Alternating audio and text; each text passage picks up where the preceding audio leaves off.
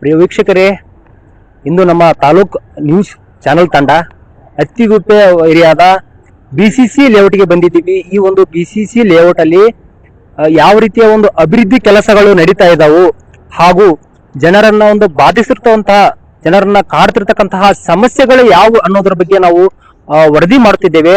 ನೋಡೋಣ, ಇಲ್ಲೊಂದಿಷ್ಟು ಸ್ಥಳೀಯರು ನಿಂತ್ಕೊಂಡಿದ್ದಾರೆ, ಅವರು ಮಾತನಾಡಿಸೋಣ. ಯಾವ ರೀತಿಯ ಒಂದು ಕೆಲಸಗಳು ಇಲ್ಲಿ ನಡೀತಾ ಇದಾವು ಹಾಗೂ ಸಮಸ್ಯೆಗಳು ಯಾವ ರೀತಿ ನಡೀತಾ ಇದೆ ಅನ್ನೋದ್ರ ಬಗ್ಗೆ ಒಂದಿಷ್ಟು ಸ್ಟೇಟ್ಮೆಂಟ್ ತೆಗೆದುಕೊಳ್ಳುವಂತ ಕೆಲಸಗಳನ್ನ ಮಾಡ್ತಾ ಇದೀವಿ. ನೋಡೋಣ. ಸರ್ ನಮಸ್ತೆ, ನಿಮ್ಮ ಹೆಸರು? ನಯಾಜ್ ಅಂತ. ಸರ್, ನಿಮ್ಮ ಕ್ಷೇತ್ರದಲ್ಲಿ ನಿಮಗೆ ಗೊತ್ತಿರೋ ಮಟ್ಟಿಗೆ ಯಾವ ರೀತಿಯ ಒಂದಿಷ್ಟು ಅಭಿವೃದ್ಧಿ ಕೆಲಸಗಳು ನಡೀತಾ ಇದಾವೆ? ಅಭಿವೃದ್ಧಿ ಕೆಲಸ ಅಂತೂ ಚೆನ್ನಾಗೇ ನಡೀತಾ ಇದೆ. ಅದು ಒಂದು ಮಾತು ಏನಂದ್ರೆ, ಇದು ಸಮಸ್ಯೆಗಳು ಇದೆಯಲ್ಲ, ಆ ಸಮಸ್ಯೆ ಅಂತೂ ಜಾಸ್ತಿ ಇದೆ. ಏನ್ ಸಮಸ್ಯೆ ಜಾಸ್ತಿ ಅಂದ್ರೆ, ಖರ್ಚು ನೋಡ್ರೆ ನಾವು ಬೆಳಿಗ್ಗಿಂದ ಸಾಯಂಕಾಲವರೆಗೂ ಒಂದು 500 ರೂಪಾಯಿ ಖರ್ಚು ಮಾಡ್ಬೇಕಂದ್ರೆ ಅರ್ಧ ಗಂಟೆಯಲ್ಲಿ ಮಾಡ್ಕೊಂಡ್ಬಿಡ್ತೀವಿ. ಅದೇ 500 ರೂಪಾಯಿ ನಾವು ಸಂಪಾದನೆ ಮಾಡ್ಬೇಕು ಅಂದ್ರೆ ಒಂದ್ ದಿವಸ ಆದ್ರೂ ನಾವು ಸಂಪಾದನೆ ಮಾಡಕ್ ಆಗ್ತಾ ಇಲ್ಲ. ಇದು ಬೆಲೆ ಏರಿಕೆಂತೂ ಜಾಸ್ತಿನೇ ಆಗ್ತಿದೆ, ಅಂತೂ ಕಡಿಮೆ ಅಂತೂ ಆಗ್ತಾ ಇಲ್ಲ. ಸಮಸ್ಯೆ ಇರೋದು ಮೇನ್ ಅದೇ. ಇನ್ನೊಂದು ಏನಂದ್ರೆ, ಈ ಕಾಲ ಹುಡುಗರು ಶೋಕಿಯಲ್ಲಿ ಹಿಡ್ಕೊಳ್ಳಲ್ಲ, ಶೋಕಿ ಅಂತ ಹೇಳ್ಬಿಟ್ಟು ಅವ್ರಿಗೆ ಕೇಳೋರು ಮಾಡೋರು ಯಾರು ಇಲ್ಲ. ದೊಡ್ಡವರು ಇದಾರೆ, ಮಾಡ್ಬೇಕಂದ್ರೆ ಏನಾದ್ರು ಮಾಡ್ಬೋದು. ಅವ್ರ ಬಗ್ಗೆ ಯಾರು ನೋಡ್ತಾನೂ ಇಲ್ಲ, ಕೇಳ್ತಾನೂ ಇಲ್ಲ. ಸಮಸ್ಯೆ ಇರೋದು ಮೇನ್ ಇದೆ. ಸಂಪಾದನೆ ನಾನು ಬಡವರು ಅಂದ್ರೆ ಬಡವರೇ ಆಗ್ತಿರೋದು. ಶ್ರೀಮಂತನೇ ಆಗ್ತಾವ್ರೆ, ಬಡವರು ಆಗ್ತಿರೋದು. ಮೊದ್ಲು 3 ಹೊಟ್ಟೆ ನಾವು ಊಟ ಮಾಡ್ತಾ ಇದೀವಿ, ಹೊಟ್ಟೆ ತುಂಬಿ. ಈಗ 7 ಹೊಟ್ಟೆ ತುಂಬಿ ಊಟ ಮಾಡೋಣ ಆಗ್ತಾ ಇಲ್ಲ. ಯಾಕಂದ್ರೆ ಮೇನ್ ಸಮಸ್ಯೆ ಇರೋದು ಅದೇ. ಅದೇ ಸರ್, ಈಗ ಬೆಲೆ ಜಾಸ್ತಿ ಆಗ್ತಾ ಇದೆ. ಬೆಲೆ ಅಂತೂ ಜಾಸ್ತಿ, ಸ್ಯಾಲರಿ ಏನಿದೆ ಅಷ್ಟೇ ಬರ್ತಾ ಇದೆ, ನಮ್ಗೆ ಸಾಲ್ತಾ ಇಲ್ಲ. ಮೊದ್ಲು 1 ರೂಪಾಯಿ ನಾವು ಜೀವನ ನಡೆಸ್ತಾ ಇದ್ರು, ಇವಾಗ 10 ರೂಪಾಯಿ ಜೀವನ ನಡೆಸಕ್ ಆಗ್ತಾ ಇಲ್ಲ. ಆ ತರ ಇದೆ ಪರಿಸ್ಥಿತಿ. ಆ ಪರಿಸ್ಥಿತಿ ಏನಾದ್ರು ದೊಡ್ಡವರು ಇದಾರೆ, ಏನಾದ್ರು ಮಾಡ್ಬೋದು. ಅವ್ರು ಮಾಡ್ಬೇಕಂದ್ರೆ ಮಾಡ್ಬೋದು ಅಲ್ವಾ? ಮೇನ್ ಇದ್ರ ಬಗ್ಗೆ ನೋಡ್ಕೊಂಡ್ರೆ, ಯೋಚನೆ ಮಾಡ್ಕೊಂಡ್ರೆ ಸಾಕು. ಬಡವರಿಗೆ ನೋಡ್ತೀವಿ ಅಂತ ಹೇಳ್ತಾರೆ ಬರೀ ಅಷ್ಟೇ. ಏನ್ ನೋಡ್ತಾರೆ ಪ್ರತಿ ದಿವಸ ಇನ್ನೇ ಒಂದ್ ದಿವಸ ಇದು ಹಾಲು ರೇಟ್ ಜಾಸ್ತಿ ಆಯ್ತದ, ಇನ್ನೊಂದ್ ದಿವಸ ಬೇರೆ ರೇಟ್ ಜಾಸ್ತಿ ಆಗ್ತಾ ಇದೆ. ಕಡಿಮೆ ಒಂದು ಯಾವ್ದು ಆಗ್ತಾ ಇಲ್ಲ. ಆ ಬೆಲೆ ಜಾಸ್ತಿ ಆಗ್ತಾ ಇದ್ರೆ ನಮ್ಗೆ ಸಂಪಾದನೆ ಏನಾದ್ರು ಎಕ್ಸ್ಟ್ರಾ ಬರ್ತಾ ಇದೆಯಾ? ಇಲ್ಲ, ಸಂಪಾದನೆ ಅಲ್ಲೇ ಇದೆ. ಪ್ರತಿಯೊಂದು ಕೂಡ ನಾವು ನೋಡ್ತಾ ಇದೀವಿ, ರೇಟ್ ಜಾಸ್ತಿ ಆಗ್ತಾ ಇದೆ. ಅದಕ್ಕೂ ಮೇಲಾಗಿ ಏನದು ಊಟ ಮಾಡ್ಲಿಕ್ಕೆ ಏನು ಆಹಾರ ಸಾಮಗ್ರಿಗಳ ಒಂದು ದರ ಮಾತ್ರ ದಿನದಿಂದ ಹೆಚ್ಚುತ್ತಾ ಇದೆ. ಹೌದು. ಈ ರೀತಿ ಆತಂತಾರೆ ಯಾವ ರೀತಿಯ ಒಂದು ಪರಿಸ್ಥಿತಿ ಇದೆ ಅನ್ನೋದ್ರ ಬಗ್ಗೆ ಏನ್ ಅನ್ಸ್ತಾ ಇದೆ? ಏನಿಸ್ತದೆ, ಹಂಗೆ ಆಗ್ತಾ ಇದೆಯೋ ಇಲ್ಲ ಇವಾಗಾದ್ರೂ ಒಂದು ಕಣ್ಣು ಓಪನ್ ಆಗತ್ತೋ ನೋಡೋಣ ಅಂತ ನಾವು ಕಾಯ್ತಾ ಇದೀವಿ ಅಷ್ಟೇ.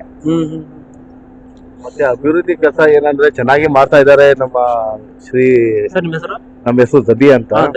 ಜಬಿ ಇಲ್ಲಿ ನಮ್ಮ ಕ್ಷೇತ್ರದ MLA ಬಂದು ಕೃಷ್ಣಪ್ಪ ಅವರು.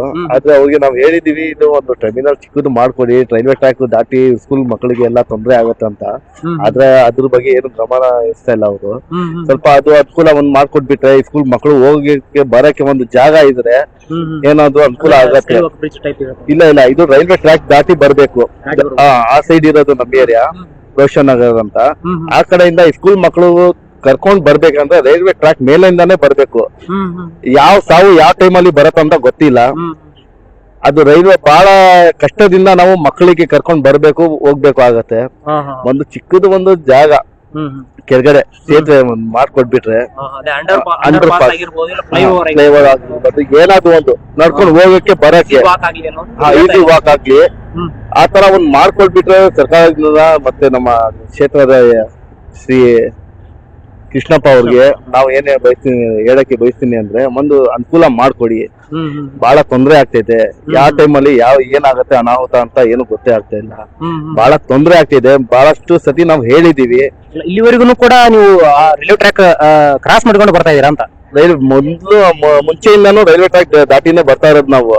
ಅದು ಲಾಸ್ಟ್ ಟೈಮ್ ಏನೋ ಆಕ್ಸಿಡೆಂಟ್ ಆಗಿ ಅದು ಕ್ಲೋಸ್ ಮಾಡ್ಬಿಟ್ಟಿದ್ರು. ಆ ಸಂದರ್ಭದಲ್ಲಿ ಬಹಳ ತೊಂದರೆ ಆಗಿತ್ತು, ಕ್ಲೋಸ್ ಮಾಡ್ಬಿಟ್ಟಿದ್ರು.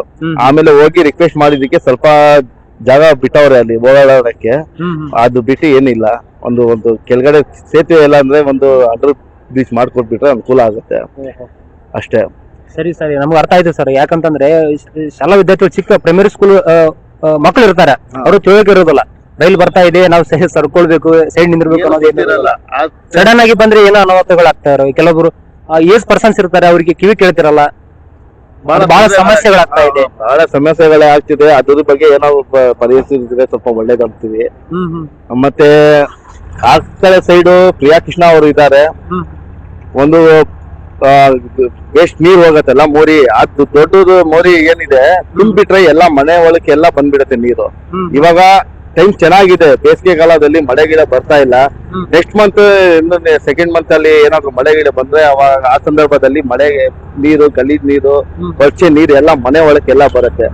ಈ ಟೈಮ್ ಅಲ್ಲಿ ಅವ್ರು ಏನಾದ್ರು ಸ್ವಲ್ಪ ಅದ್ರ ಬಗ್ಗೆ ಗಮನ ಹರಿಸಿ ಸ್ವಲ್ಪ ಚೆನ್ನಾಗಿ ಮಾಡ್ಕೊಟ್ಬಿಟ್ರೆ ಮಾಡ್ಬೋದಿತ್ತು. ಅದು ಆದ್ರೆ ಅದ್ರ ಬಗ್ಗೆ ಏನು ರೆಸ್ಪಾನ್ಸೇ ಇಲ್ಲ ಅವ್ರದ್ದು. ಡ್ರೈನೇಜ್ ಫೆಸಿಲಿಟಿ ಚೆನ್ನಾಗಿಲ್ಲ, ನೀರು ಕರೆಕ್ಟ್ ಆಗಿ ಸಪ್ಲೈ ಆಗ್ತಿಲ್ಲ ಅಂತ ಹೇಳ್ತಾ ಇದಾರೆ. ಡ್ರೈನೇಜ್ ಸಪ್ಲೈ ಆಗ್ತಿದೆ ನೀರು, ಮಳೆ ಬಂದಾಗ ಓವರ್ ನೀರ್ ಫಾಲ್ ಆಗಿ ಏನಾಗುತ್ತೆ ಬೀದಿಯಲ್ಲಿ ಮತ್ತೆ ಮನೆಗಳಲ್ಲಿ ಎಲ್ಲ ಬಂದ್ಬಿಡುತ್ತೆ. ಇವಾಗ ಏನಿದೆ ಬೇಸಿಗೆ ಕಾಲದಲ್ಲಿ ಮಳೆ ಬರ್ತಾ ಇಲ್ಲ, ಅವ್ರು ಆದಷ್ಟು ಬೇಗ ಅವ್ರು ಏನಿದೆ ಸ್ವಲ್ಪ ಮಾಡ್ಬಿಟ್ರೆ ಕೆಲಸ ಆಗತ್ತೆ. ಆದ್ರೆ ಅದ್ರ ಬಗ್ಗೆ ಏನು ಗಮನ ಹರಿಸ್ತಾ ಇಲ್ಲ ಅವರು. ತುಂಬಾ ತೊಂದರೆ ಆಗ್ತಾ ಇದೆ ಆ ಕಡೆ ಸೈಡು. ಡ್ರೈನೇಜ್ ನೀರು ಎಲ್ಲ ಮನೆ ಒಳಗಡೆ ಎಲ್ಲ ಬಂದು ಎಲ್ಲ ತಿನ್ನೋ ಪದಾರ್ಥಗಳಲ್ಲಿ ಎಲ್ಲ ಗಲೀಜ್ ನೀರು ಮನೆ ಒಳಗೆ ಬರುತ್ತಾ ಅಂತ ಒಳಗಡೆ ಬರುತ್ತೆ. ಬೀದಿಗಳಲ್ಲಿ ಓಡಾಡಕ್ ಆಗಲ್ಲ, ಚಿಕ್ಕ ಚಿಕ್ಕ ಮಕ್ಕಳು ಇರ್ತಾರೆ ಮನೆಯಲ್ಲಿ. ಕರೆಂಟ್ ಶಾರ್ಟ್ ಆಗಿ ಲಾಸ್ಟ್ ಟೈಮ್ ಒಂದು ಮಗುಗೆ ಇಟ್ಕೊಂಡ್ಬಿಟ್ಟಿತ್ತು. ಬಹಳ ಪರಿಸ್ಥಿತಿ ಗಂಭೀರ ಪರಿಸ್ಥಿತಿ ಇದೆ ಅಲ್ಲಿ. ಅದ್ರ ಬಗ್ಗೆ ಏನಾದ್ರು ಸ್ವಲ್ಪ ಗಮನ ಹರಿಸಿದ್ರೆ ಒಳ್ಳೇದಂತ ಇದೆ. ಅದೇ ಸರ್, ಈಗ ಯಾಕಂದ್ರೆ ಕೆಲವೊಂದು ಗೈ ವೈರು, ಕೇಬಲ್ಸ್ ಎಲ್ಲ ಹೊರಗಡೆ ಇರ್ತಾವೆ. ಬೆಳೆ ಬಂದಲ್ಲಿ ಎಲ್ಲ ಸ್ಟೋರ್ ಆಗಿ ಅರ್ಥಿಂಗ್ ಆಗಿ ಏನೋ ಸಮಸ್ಯೆಗಳು ಬಹಳ. ಅದು ಏನಾಗಿದೆ, ನೀರು ಸ್ವಲ್ಪ ಕಡಿಮೆ ಇದ್ದಾಗ ಹೋಯ್ತಾ ಇರುತ್ತೆ ನೀರು. ಮಳೆ ಬಂದ ಸಂದರ್ಭದಲ್ಲಿ ಓವರ್ ಆಗಿ ನೀರು ಏನ್ ಬರುತ್ತೆ ಆಚೆ ಬಂದ್ಬಿಡುತ್ತೆ. ಮೋರಿ ನೀರು ಹೋಗತ್ತಲ್ಲ, ಆದ್ರಿಂದ ಆಚೆ ಬಂದು ಬೀದಿ ಒಳಕ್ಕೆಲ್ಲ ಮನೆ ಒಳಕ್ಕೆಲ್ಲ ಬಂದ್ಬಿಡತ್ತೆ. ತಿನ್ನೋ ಪದಾರ್ಥ ಎಲ್ಲಾದ್ರೂ ಇರುತ್ತೆ. ಎಲ್ಲ ನಿಮ್ದು ವಾಷಿಂಗ್ ಮಿಷಿನ್ ಇರ್ಬೋದು, ಮಿಕ್ಸಿ ಇರ್ಬೋದು, ಸಣ್ಣ ಪುಟ್ಟ ಮನೆಗಳಲ್ಲಿ ಎಲ್ಲ ಇದೆ ಅದು ವಸ್ತುಗಳು. ಇವಾಗ ಯಾವ್ದು ಇಲ್ಲ ಅಂತ ಇಲ್ಲ. ಅದೆಲ್ಲ ಲಾಸ್ಟ್ ಟೈಮ್ ಬಂದು ಎಲ್ಲ ವೇಸ್ಟ್ ಆಗಿತ್ತು. ಫ್ರಿಜ್, ವಾಷಿಂಗ್ ಮಿಷಿನ್ ಎಲ್ಲ ಇದಾಗಿತ್ತು. ಮತ್ತೆ ತಿನ್ನೋ ಪದಾರ್ಥಗಳ ಡಿಪೋ ಇಂದ ತಗೊಂಡ್ ಹೋಗಿ ಏನು ನಾವು ಆಹಾರಗಳು ಇರ್ತೀವಿ ಅದ್ರಲ್ಲಿ ಎಲ್ಲ ಕೊಳಚೆ ನೀರು ಬಂದಿತ್ತು, ತಿನ್ನಕ್ಕೆ ಇರ್ಲಿಲ್ಲ ನಮ್ಗೆ. ಅದಕ್ಕೆ ಇವಾಗ ಮಳೆ ಬರ್ತಾ ಇಲ್ಲ, ಅದು ಸ್ವಲ್ಪ ಏನಿರೋದು ಮಾಡ್ಕೊಟ್ಬಿಟ್ರೆ ಒಳ್ಳೇದಂತ. ಸರಿ ಸರ್, ನಾವು ಕೂಡ ಇಲ್ಲಿನ ಶಾಸಕರು ಕೃಷ್ಣಪ್ಪ ಅವರಿಗೆ ನಾವು ಇಲ್ಲಿನ ಒಂದು ಸಮಸ್ಯೆಗಳ ಕುರಿತು ನಾವು ಸಂಪರ್ಕಿಸ್ತೀವಿ. ಜನರ ಒಂದು ಅವಶ್ಯಕವಾದ ಸೌಲಭ್ಯಗಳನ್ನು ಒದಗಿಸುವ ನಿಟ್ಟಿನಲ್ಲಿ ಅವರಿಗೆ ಒಂದಿಷ್ಟು ಮನವೊಲಿಸುವಂತ ಕೆಲಸವನ್ನು ಕೂಡ ನಾವು ಮಾಡ್ತಾ ಇದ್ದೀವಿ. ಸರ್ ಜಬೀರ್ ಅವ್ರಿಗೆ ಮತ್ತೇನಾದ್ರು ಸಮಸ್ಯೆ ಉಳಿದಿದೆ ಅಂತ? ಆತರ ಏನು ಉಳಿದಿಲ್ಲ ಸರ್. ಅಭಿವೃದ್ಧಿ ಅಂತೂ ಚೆನ್ನಾಗಿ ಮಾಡ್ತಾ ಇದ್ದಾರೆ. ರಸ್ತೆ ಇರ್ಲಿ, ನಮ್ಗೆ ಕುಡಿಯೋ ನೀರು ಒಳ್ಳೆ ನೀರು ಕೊಡ್ತಾ ಇದ್ದಾರೆ ಪ್ರಿಯಾ ಕೃಷ್ಣ ಅವರು. ಮತ್ತೆ ರಸ್ತೆ ಬೀದಿಗಳಲ್ಲಿ ಎಲ್ಲ ಟಾರ್ ರೋಡ್, ಸಿಮೆಂಟ್ ರೋಡ್ ಎಲ್ಲ ಹಾಕಿದ್ದಾರೆ. ಆದ್ರೆ ಒಂದು ಏನಂದ್ರೆ ಅದೇ ನಮ್ದು ಬಹಳ ದೊಡ್ಡ ನಾವು ಪ್ರಶ್ನೆ ಇರ್ತೀವಿ ಅಂದ್ರೆ ಅದೇ ಮಳೆ ಬಂದಾಗ ಎಲ್ಲ ಮನೆ ಒಳಕ್ಕೆಲ್ಲ ಬಂದ್ಬಿಡುತ್ತೆ ನೀರು. ಆ ತರ ಇದೆ. ಸ್ವಲ್ಪ ಆದಷ್ಟು ಬೇಗ ಮಾಡ್ಬಿಟ್ರೆ, ಟೈಮ್ ಇದೆ, ಇದು 2-3 ತಿಂಗಳು ಇವ್ರ ಹತ್ರ ಟೈಮ್ ಇದೆ. ಅದು ಮಾಡ್ಬಿಟ್ರೆ ಕೆಲಸ ಚೆನ್ನಾಗಿರತ್ತೆ ಅಂತ ನಾವ್ ಅಷ್ಟೇ. ತಿರ್ಗಾ ಮಳೆ ಜೋರಾಗಿ ಬಂದ್ರೆ ಮಳೆ ನೀರು ಯಾರು ತಡೆಯೋಕೆ ಆಗಲ್ಲ. ಮಳೆ ಏನಾದ್ರು ಜೋರಾಗ ಬಂದಾಗ ಏನಾಗುತ್ತೆ, ಮನೆ ಒಳಕ್ಕೆಲ್ಲ ಬಂದ್ಬಿಡತ್ತೆ ನೀರು. ಪ್ರತಿ ಸತಿ ನಾವ್ ಹೇಳಿದೀವಿ. ಲಾಸ್ಟ್ ಟೈಮ್ ಒಂದು 10 ವರ್ಷ ನಮ್ದು ಏರಿಯಾ ಕ್ಷೇತ್ರದ MLA ಆಗಿದ್ರು ಅವರು. ಆಮೇಲೆ ಸೋಮಣ್ಣ ಅವರು ಆಗಿದ್ರು. ತಿರ್ಗಾ ಇವಾಗ ಪ್ರಿಯಾ ಕೃಷ್ಣ ಅವ್ರು ಆಗಿದ್ದಾರೆ. ಅವ್ರ ರಿಕ್ವೆಸ್ಟ್ ಒಂದು ಏನಂದ್ರೆ ಅದು ಆದಷ್ಟು ಬೇಗ ಮಾಡ್ಕೊಟ್ಬಿಡಿ ಅಷ್ಟೇ. ಮಿಕ್ಕಿದೆಲ್ಲ ಕೆಲಸ ಒಳ್ಳೇದೇ ಮಾಡ್ತಾ ಇದ್ದಾರೆ. ಏನು ಒಂದು ಚೂರು ಪ್ರಾಬ್ಲಮ್ ಏನಿಲ್ಲ. ಎಲೆಕ್ಟ್ರಿಕ್ ಸ್ಟ್ರೀಟ್ ಲೈಟ್ ಇರ್ಲಿ, ಬೀದಿ ಇರ್ಲಿ, ಕುಡಿಯೋ ನೀರ್ ಇರ್ಲಿ, ಸ್ವಚ್ಛ ನೀರ್ ಕೊಡ್ತಾ ಇದ್ದಾರೆ. ರಸ್ತೆ ಎಲ್ಲ ಚೆನ್ನಾಗಿ ಮಾಡ್ತಾ ಇದ್ದಾರೆ. ಯಾವ್ದೋ ಒಂದು ಕಂಪ್ಲೇಂಟ್ ನಮ್ ಕಡೆಯಿಂದ ಅವ್ರಿಗೆ ಇಲ್ಲ. ಆದಷ್ಟು ಒಂದ್ ದೊಡ್ಡದು ಬಿಗ್ ಪ್ರಾಬ್ಲಮ್ ಇದೆ, ಅದು ದೊಡ್ಡ ಮೋರಿದು. ಆ ಮೋರಿದು ಸ್ವಲ್ಪ ಪ್ರಾಬ್ಲಮ್ ಸಾಲ್ವ್ ಮಾಡಿಕೊಟ್ಬಿಟ್ರೆ ಅಷ್ಟೇ ಒಳ್ಳೇದು ಸರ್. ಓಕೆ, ಉಳಿದಂತೆ ಈಗ ಆಹಾರ ಇಲಾಖೆ ಸೊಸೈಟಿಯಿಂದ ನಿಮ್ಗೆ ಆಹಾರ ಸಾಮಗ್ರಿಗಳನ್ನು ಒದಗಿಸುವಂತ ಒಂದು ವ್ಯವಸ್ಥೆ ಇದೆ. ಅಲ್ಲಿಂದ ನಿಮ್ಗೆ ಯಾವ ರೀತಿ ಒಂದು ಸೌಲಭ್ಯಗಳು ಸಿಗ್ತಾ ಇದಾವೆ ಸರ್? ನಮ್ಗೆ ಬಡವರಿಗೆ ಯಾವ್ದು ಸೌಲಭ್ಯ ಸಿಗೋದೇ ಇಲ್ಲ ಸರ್. ಸಿಗೋದು ದೊಡ್ಡವ್ರಿಗೆ ಮಾತ್ರ. ನಮ್ ಬಡವರಿಗೆ ಬರೋ ಅಷ್ಟಲ್ಲಿ ಎಲ್ಲ ಖಾಲಿ ಆಗ್ಬಿಡುತ್ತೆ ಸರ್. ಈಗ BPL ಕಾರ್ಡ್ ಹೊಂದಿರ್ತೀರಿ, APL ಕಾರ್ಡ್ ಹೊಂದಿರ್ತೀರಿ, ಒಂದಿಷ್ಟು ಅವಶ್ಯಕವಾದ ಸಾಮಗ್ರಿಗಳನ್ನು ಮುಟ್ಟಿಸುವುದು ಒಂದು ಅಲ್ಲಿಂದ ಒಂದು ಸಿಬ್ಬಂದಿಗಳ ಕರ್ತವ್ಯ. ನಿಮ್ಗೆ ಮುಟ್ಟಿಸ್ತಾ ಇಲ್ವಾ ಅಂತ? ಸರ್ ಇದೆ ಸರ್, ಮುಟ್ಟಿಸ್ತಾ ಇದೆ. ಆದ್ರೆ ಬೆಳಗ್ಗೆ ಹೋಗಿ ನಿಂತ್ಕೊಬಿಟ್ರೆ ಡಿಪೋ ಹತ್ರ ಮಧ್ಯಾಹ್ನ 12 ಗಂಟೆವರೆಗೂ ನಾವು ಕೆಲಸ ಕಾರ್ಯ ಎಲ್ಲ ಬಿಟ್ಟು ಆ ಡಿಪೋ ಹತ್ರ ನಿಂತ್ಕೋಬೇಕು. ಒಂದು ಒಂದು ಡಿಪೋಗೆ 100 ಪೀಪಲ್ಸ್ ಆ ತರ ಇದ್ರೆ ಇನ್ನೂ ಜಾಸ್ತಿ ಅನುಕೂಲ ಆಗತ್ತೆ. ಬೆಳಗ್ಗೆ ಒಂದ್ಸತಿ, ಸಾಯಂಕಾಲ ಒಂದ್ಸತಿ ಹಾಕಿದ್ರು ಮುಗ್ದೋಗತ್ತೆ. ಒನ್ ಡೇಗೆ ನಾವು ರಜಾ ಮಾಡ್ಬಿಟ್ಟು ನಾವು ಅದಕ್ಕೋಸ್ಕರ ನಿಂತ್ಕೊಂಡ್ರೆ 12 ಗಂಟೆ ಆಗತ್ತೆ. ಬೆಳಗ್ಗೆ ಹೋಗಿ ನಿಂತ್ಕೊಂಡ್ರೆ ಡಿಪೋ ಹತ್ರ 12 ಗಂಟೆ ಅವ್ರಿಗೆ ಇರುತ್ತೆ. ಅದು ಕೊಡ್ತಾ ಇದೆ ಎಷ್ಟು ಸರ್? 3 kg 5 kg. ಆ ಆಹಾರಕ್ಕೋಸ್ಕರ ನಾವು ದಿನನಿತ್ಯ ಕೆಲಸ ಕಾರ್ಯ ಎಲ್ಲ ಬಿಟ್ಟು ಅಲ್ಲಿ ನಿಂತ್ಕೋಬೇಕು ಸರ್. ಅದು ಎರಡ್ ದಿವಸಗೂ ಬರಲ್ಲ ಅದು ಎರಡ್ ಮೂರ್ ಕೆಜಿ. ಅದು ನಮ್ದು ಹೆಂಡತಿ ಮಕ್ಕಳು ನಾವ್ ಎಲ್ಲಾರು ಇದ್ದೇವೆ. ಆದ್ರೆ ಸರ್ಕಾರದಿಂದ ನಮ್ಗೆ ಏನೋ ಅನುಕೂಲ ಇಲ್ಲ ಸರ್. ಅದು ಸ್ವಲ್ಪ ಜಾಸ್ತಿನೇ ಮಾಡಿದ್ರೆ ಒಳ್ಳೇದು ಅಂತೀವಿ ಸರ್. ಇಲ್ಲ ಸರ್, ನೀವು ಹೇಳೋದು ನಮ್ಗೆ ಅರ್ಥ ಆಗ್ತಾ ಇದೆ. ಆಹಾರ ಸಾಮಗ್ರಿಗಳು ಕೊಡುವುದು ಕಡಿಮೆ ಮಟ್ಟಕ್ಕೆ ನಾವು ಒಂದಿನ ಒಂದು ಕೆಲಸವನ್ನು ಬಿಟ್ಟು ಕೂಡ ಅದನ್ನು ಸ್ವೀಕರಿಸಲಿಕ್ಕೆ ನಾವು ಒಂದು ಸಮಯವನ್ನು ವ್ಯರ್ಥ ಮಾಡ್ತಾ ಇದ್ದೀವಿ ಅಂತ ನೀವು ಹೇಳ್ತಾ ಇದ್ದೀರಿ. ಹಾ ಸರ್, ಇವಾಗ ನಾವು ಕೆಲಸ ಕಾರ್ಯ ಬಿಟ್ಟು ನಾವು ಹೋಗ್ಲಿಲ್ಲ ಅಂದ್ರೆ ನಮ್ದು BPL ಕಾರ್ಡ್ ಕಟ್ ಆಗ್ಬಿಡುತ್ತೆ.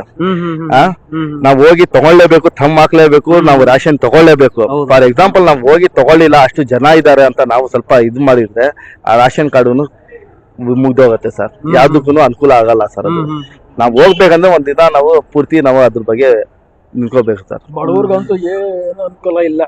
ಬಡವ್ರಿಗೆ ಏನು ಅನುಕೂಲ ಇಲ್ಲ. ಬಡವ್ರಿಗೆ ಏನಿದೆ ಅನುಕೂಲ ಹೇಳಿ ನೋಡೋಣ. ಏನ್ ಸಿಗ್ತಾ ಇದೆ ಪರಿಹಾರ? ಕೊಡ್ತಾವ್ರೆ ಅಂತಾರೆ. ಯಾರಾದ್ರೂ ಇರ್ಲಿ, ಏನ್ ಸಿಗ್ತಾ ಇದೆ ಪರಿಹಾರ? ಒಂದ್ ಡ್ರೈವರ್ ಇದೆ, ಈಗ ಆಟೋ ಡ್ರೈವರ್ ಬೆಳಿಗ್ಗೆ ಹೋಗಿ ನಾನು ಸಾಮಾನ್ಯ ಮಾಡ್ರೆ ಸಿಗತ್ತೆ, ಇಲ್ಲಾಂದ್ರೆ ಏನಿಲ್ಲ. ಏನಾದ್ರೂ ಹೆಚ್ಚು ಕಡಿಮೆ ನಂಗೆ ಏನಾದ್ರು ಹೆಚ್ಚು ಕಡಿಮೆ ನನ್ ಸಾವನೆ ಆಗಿತ್ತು, ಆಕ್ಸಿಡೆಂಟ್ ಆಯ್ತು, ಏನಾದ್ರು ಪರಿಹಾರ ಸಿಗ್ತಾ ಇದೆಯಾ? ಸಿಗತ್ತಾ? ಏನು ಅಂತ ಇಲ್ಲ. ಅದಂತೂ ಯಾರು ಯಾವ ಕಡೆಯಿಂದಾನು ಇಲ್ಲ. ಒಂದ್ ಸೀನಿಯರ್ ಸಿಟಿಜನ್ಗೆ ಏನು ಒಂದ್ ಆಟೋ ವೆಹಿಕಲ್ಗೆ ಇನ್ಶೂರೆನ್ಸ್ ಇದೆ. ಮನುಷ್ಯನ್ಗೆ ಮಾಡಿಸ್ಕೋಬಿ ನೀವು, ನಾವು ದುಡ್ಡು ಕೊಟ್ಟು ನಾವು ಮಾಡಿಸ್ಕೋಬೇಕು. ಈಗ ನಾವು ಹೋಗಿಲ್ಲ, ನಮ್ಗೆ ಅಷ್ಟು ಗೊತ್ತಿಲ್ಲ, ನಾವು ಹೋಗಕ್ ಆಗ್ಲಿಲ್ಲ, ನಾವು ಮಾಡಿಸ್ಲಿಲ್ಲ. ಗೌರ್ಮೆಂಟ್ ಅಂತ ಏನ್ ಕೊಡ್ತಾರೆ ನಮ್ಗೆ? ಏನಾದ್ರು ಪರಿಹಾರ ಸಿಗ್ತಾ ಇದೆಯಾ? ಏನಾದ್ರು ಒಂದ್ ಚಿಕ್ಕದ್ ಮನೆ ಕೊಡ್ತಾವ್ರ ಎಲ್ಲಾದ್ರು ಬಡವರ್ಗೆ? ಆಟೋ ಡ್ರೈವರ್ ನಾವು ಪಬ್ಲಿಕ್ ಸೇವಾ ತಾನೇ ಮಾಡೋದು. ನಮ್ಗೆ ಏನ್ ಸಿಗ್ತಾ ಇದೆ ಪರಿಹಾರ ನೋಡಿ ನೋಡೋಣ, ಹೇಳಿ. ಸೀನಿಯರ್ ಸಿಟಿಜನ್ಗೆ ಒಂದ್ ಪಿಂಚಿನ್ ಅಂತ ಏನು ಕೊಡಲ್ಲ.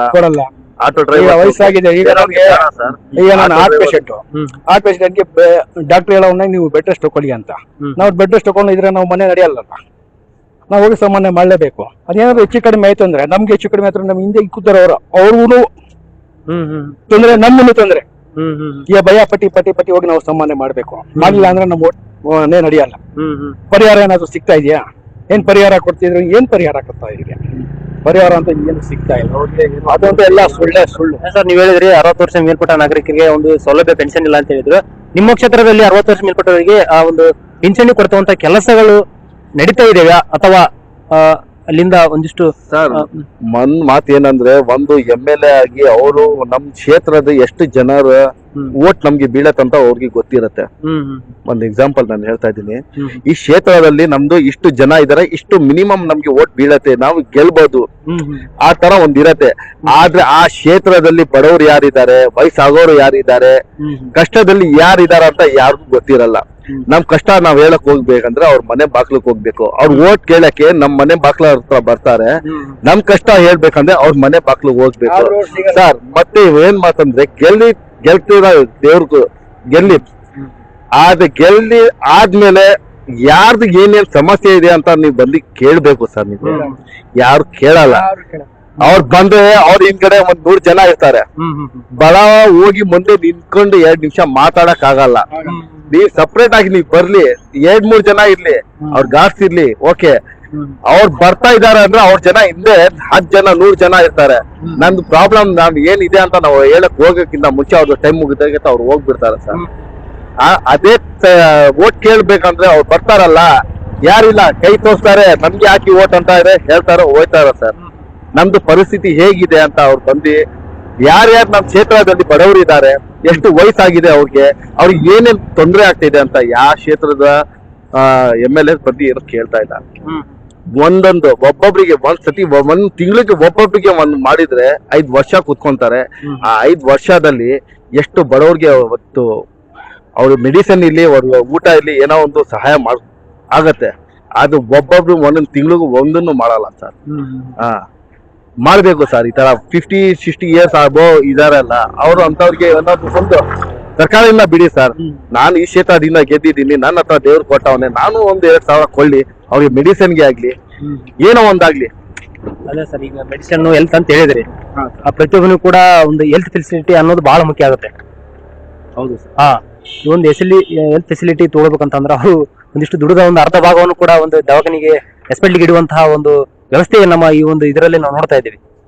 ಈ ಒಂದು ಸ್ಥಿತಿಯನ್ನು ಇದು ಮಾಡ್ಕೊಂತ ಹೋದ್ರೆ ಎಜುಕೇಶನ್ ಒಂದು, ಹೆಲ್ತ್ ಫೆಸಿಲಿಟಿ ಒಂದು, ಇದು ಬಹಳ ಮುಖ್ಯ ಪ್ರತಿಯೊಬ್ಬರಿಗೂ ಕೂಡ. ಈ ಒಂದೆರಡನ್ನ ಉಚಿತವಾಗಿ ನೀಡಿದ್ರಪ್ಪ ಅಂತಂದ್ರೆ ಪ್ರತಿಯೊಬ್ಬ ಬಡವನಿಗೂ ಮಧ್ಯಮ ವರ್ಗದವರಿಗೂ ಕೂಡ ಬಹಳಷ್ಟು ಅನುಕೂಲ ಆಗುತ್ತೆ. ಅವ್ರ ಎಜುಕೇಶನ್ ತಗೊಳ್ಳುವಂತ ಶಕ್ತಿ ಅವರಿಗೆ ಕೊಟ್ರೆ. ಮಾತು ಹೇಳ್ತೀನಿ, ನಮ್ಮ ಕ್ಷೇತ್ರದಲ್ಲಿ ಸರ್ಕಾರಿ ಶಾಲೆಗಳು ಎಷ್ಟಿದೆ, ಆ ಶಾಲೆಗಳಿಗೆ ಎಷ್ಟು ಸತಿ ನೀವು ವಿಸಿಟ್ ಕೊಟ್ಟಿದ್ದೀರಾ, ಏನೇನು ಸೌಲಭ್ಯ ನೀವು ಮಾಡಿ ಕೊಟ್ಟಿದ್ದೀರಾ, ಯಾರು ಬಂದು ನೋಡಿದ್ದಾರೆ, ಹೇಗ್ ನಡೀತಾ ಇದೆ ಅಂತ ಯಾರು ನೋಡಿದ್ದಾರೆ ಸರ್? ಒಂದ್ ಮಾತು ನಾನು ಜನರಲ್ ಆಗಿ ನಿಮ್ಗೆ ಕೇಳ್ತಾ ಇದ್ದೀನಿ. ನನ್ನ ಕ್ಷೇತ್ರದಲ್ಲಿ ಸುಮಾರು 15ರಿಂದ 20 ಸರ್ಕಾರಿ ಶಾಲೆಗಳೇ ಇದೆ.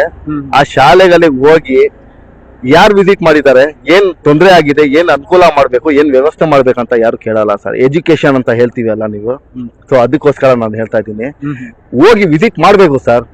ವಿಸಿಟ್ ಮಾಡಿದ್ಮೇಲೆ ಆ ಬಡವ್ರ ಮಕ್ಕಳು ಯಾವ ಪರಿಸ್ಥಿತಿಯಲ್ಲಿ ಬೆಳೀತಾ ಇದ್ದಾರೆ, ಯಾವ ಪರಿಸ್ಥಿತಿಯಲ್ಲಿ ಅವರು ಸ್ಟಡಿ ಮಾಡ್ತಾ ಇದ್ದಾರೆ, ಎಲ್ಲ ಅವ್ರು ಎಲ್ಲ ತಿಳುವಳಿಕೆ ಇರಬೇಕು ಸರ್.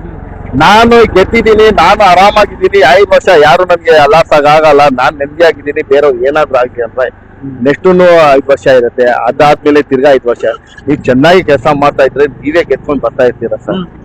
ಕೆಲಸ ಯಾರು ಬಡವರು ಇರ್ಲಿ, ಸೌಕರ್ಯರು ಇರ್ಲಿ, ಎಲ್ಲರಿಗೂ ಒಂದು ರೀತಿಯಿಂದ ಒಂದು ಕೆಲಸ ಮಾಡ್ಕೊಡ್ಬೇಕು ಸರ್. ಸರ್ಕಾರಿ ಬಡ ಶಾಲೆಗೆ ಹೋಗಿ ವಿಸಿಟ್ ಮಾಡಿ ಏನೇ ತೊಂದರೆಗಳಿದೆ, ನೀವು ನಿಮ್ದು ಕರ್ತವ್ಯನ ಸರ್, ನೀವು ಮಾಡ್ಬೇಕು ಸರ್. ನಾನು MLA, ನನ್ನ ಕ್ಷೇತ್ರದಲ್ಲಿ ಇಷ್ಟೊಂದು ಸ್ಕೂಲ್ಗಳಿದೆ, ಸರ್ಕಾರಿ ಶಾಲೆಗಳಿದೆ, ಏನೇನು ತೊಂದರೆಗಳಿದೆ ಅಂತ ನೀವು ಸರ್ಕಾರ ಮುಂದೆ ನೀವು ಇಡಬೇಕು ಸರ್. ನಾವ್ ಇಡಕ್ ಆಗಲ್ಲ, ನಾವ್ ಸಾಮಾನ್ಯ ಜನ, ನಾವೇನು ಇಡಕ್ ಆಗಲ್ಲ. ನಾವ್ ಹೋಗ್ಬೇಕಂದ್ರೆ ಅಪಾಯಿಂಟ್ಮೆಂಟ್ ತಗೋಬೇಕು, ಅವ್ರು ಇಲ್ಲ ಏನೋ ಎಲ್ಲೋ ಹೋಗಿದ್ದಾರೆ, ಅದೇ ನೀವು ಡೈಲಿ ಮೀಟ್ ಆಗಿ. ಅದೇ ನಾವು ಕೂಡ ಒಂದಿಷ್ಟು ಸಮಸ್ಯೆಗಳನ್ನ ಪಟ್ಟಿ ಮಾಡಿ ಇಲ್ಲಿನ ಕ್ಷೇತ್ರದ ಸಂಬಂಧಪಟ್ಟಂತ ಜನಪ್ರತಿನಿಧಿಗಳಿಗೆ ಆ ಒಂದು ಸಮಸ್ಯೆಗಳನ್ನು ತಿಳಿಸಿ ಅವರನ್ನು ಮನವೊಲಿಸಿ ಪರಿಹಾರಗೊಳಿಸುವ ನಿಟ್ಟಿನಲ್ಲಿ ನಾವು ಕೂಡ ಒಂದು ಪ್ರಯತ್ನವನ್ನು ಮಾಡ್ತಾ ಇದ್ದೀವಿ. ನಿಮ್ಮಿಂದಿಷ್ಟು ಸಮಸ್ಯೆಗಳನ್ನು ಪಟ್ಟಿ ಆದ್ರೆ ಅಂತಂದ್ರೆ ನಾವು ಅವ್ರ ಜೊತೆ ನಾವು ಕಮ್ಯುನಿಕೇಶನ್ ಮಾಡ್ಲಿಕ್ಕೆ ಒಂದು ಅನುಕೂಲ ದೃಷ್ಟಿಯಲ್ಲಿ ಕೂಡ ನಾವು ನಿಮ್ಮನ್ನು ಸಂಪರ್ಕಿಸಿ ಒಂದು ಹೇಳಿಕೆಗಳನ್ನು ತೆಗೆದುಕೊಳ್ತಾ ಇದ್ದೀವಿ. ಹೌದು ಸರ್, ಅಷ್ಟೆಲ್ಲ ಮಾಡಿದ್ರೆ ನಮ್ ಕ್ಷೇತ್ರದ ಇಬ್ರು ಚೆನ್ನಾಗಿದ್ದಾರೆ. ತಂದೆ ಅವರು, ಮಗ ಶ್ರೀ ಕೃಷ್ಣ ಅವರು, ಶ್ರೀ ಕೃಷ್ಣಪ್ಪ ಅವರು ಎಲ್ಲಾರು